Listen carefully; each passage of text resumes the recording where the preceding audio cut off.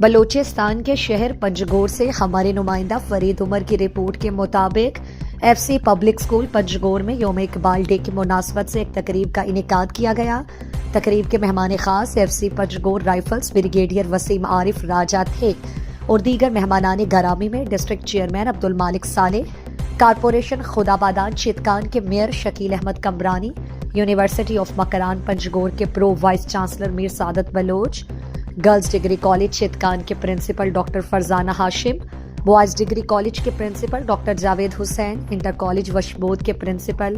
Professor Nematullah Baloch, inter college عیسیٰ کے principal professor Abdul Rahim Baloch اور دیگر اساتذہ کرام، کالجز کے بچے بچیاں اور معتبرین شریک تھے۔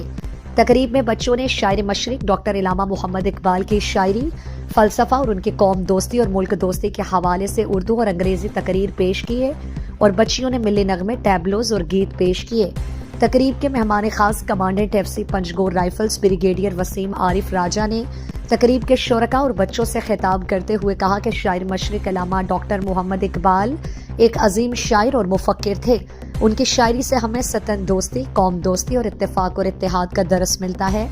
ان کی شاعری میں کہیں بھی ہمیں تعصب اور نفرت کی ایک چھوٹی سی جھلک نہیں ملے گی، بلکہ وہ ہر وقت اپنی شاعری میں قوموں کی اتفاق اور باہمی محبت کو درس دے کر ایک ہونے کا سبق دیتے تھے۔ انہوں نے کہا کہ آج ہم نے علامہ محمد اقبال کی فلسفہ اور ان کی اپنی شاعری میں دی ہوئی تعلیمات کو ہم چھوڑ کر بستی کا شکار ہیں اور مختلف قومیتوں اور قبائل میں بھٹکے ہوئے ہیں۔ ان کی شاعری اور کھلی کتاب کے مانند ہے اور ان کی شاعری کا لفظ لفظ ہمیں یکجہتی اور اتفاق کا راستہ دکھاتا ہے۔ مہمان خاص commandant F C Panjgur rifles brigadier Waseem Arif Raja نے طلباء و طالبات میں انعامات تقسیم کیے۔